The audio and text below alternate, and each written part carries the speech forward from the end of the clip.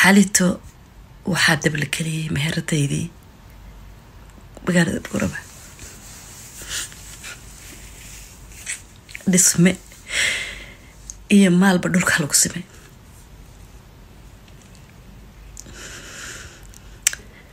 shalay bay ahayd markaan magacayga diyaarad ka soo raacay in ka soo duulay magaalada Hargeysa ee Soomaali Maxamed oo dhan intay igu hagoogatay tii gaadhiil ogaa dhulka sidii loogu sameeyay gurigayga oo ogeydeen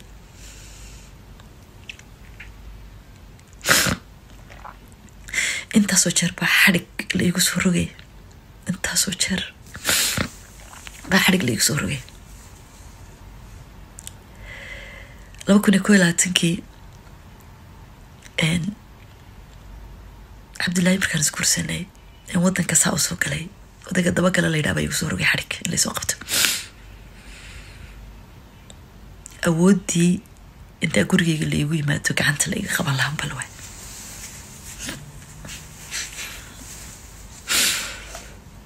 iyo ninka booliska haysta ee gobolka Awdal oo markasta oo la yiraahdo soo qabo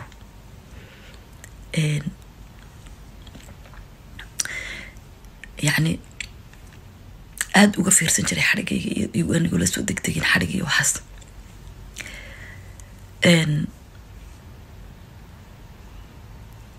gurigayga tii ku dhaxday waliba inta la soo duubay Soomaaliland ka dhex keenay isagoo la duminayo waa ogeydeen ilaa hadda dhulka iyo guriyeynta marka laga hadlayo sawirada gurigayga la soo dhigaa la soo qaataa intii aan jaga ku lahaa Buurama daw baa ku dhacay dhamaantood daw baa ku dhacay ilaa laba xaba mooyaan oo Cabdullaahi gadaal iga siiyay markuu laba kun iyo 13 iyadoo la suumayo Ramadaan tayo iyo suxuur tahay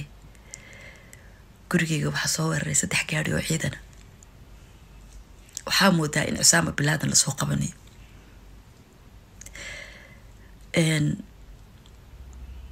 intii hadhay telefoonkii yaray ku harharayo wixii ay jabin karayeen oo dhan bay soo jabiyeen guriga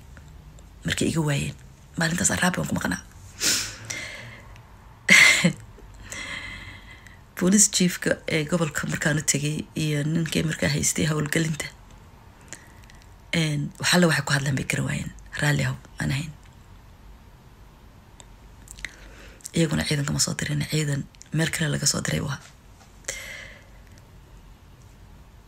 markasta oo wadanka tago waxa la yiraahdaa case aan ku xabsi galo hore waxa uu dhacday in inta la wacay xafiiska la iga wacay la igu yiri waxaad soo gelisay wadanka dad argagixisa oo Itoobiya jooga يعني case la ii raadinin ma jirto kiina waan ku xidhmi waayay because cadeyn baynahay hadda markaan tagay wadanka markaan tagay xarig baa la igu soo rogay si aanu buuq iyo hadal iga dhalan baan socday oo ka socday oo iska tagay markastoo xarig la igu soo rogay waxaan dhihi jiray tigirkaan bedelanaya waan baxaya intii aniga buuq iga dhalan lahaa waan socday hadda kamida safarkayga London aan ku imay xarig bana sirdoonka Soomaaliland ninka haysta igu soo rogay doorka hore booliska odaga haysta igu soo rogay imida yaaba Afrika ba agaha soo dhigayaaba waxana xabsi baa la yiraahdaa xalay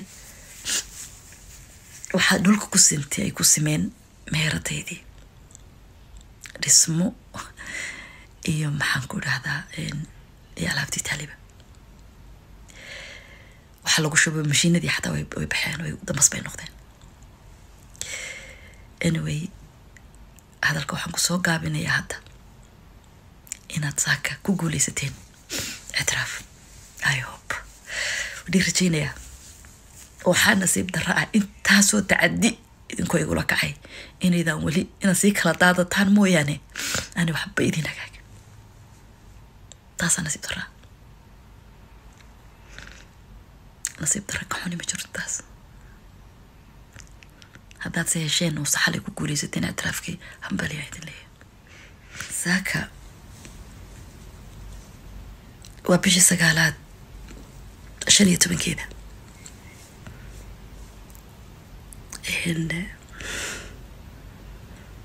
waxaan kamarada u furtay inaan xukuumadda Somaliland u hambaliyayo, inaan idin hambaliyayo ayaan kamarada u furtay. I hope inaan ictiraaf hesheen saaka. aad baan idinku rajaynayaa inaad saaka ictiraaf hesheen, waan idin rajaynayaa.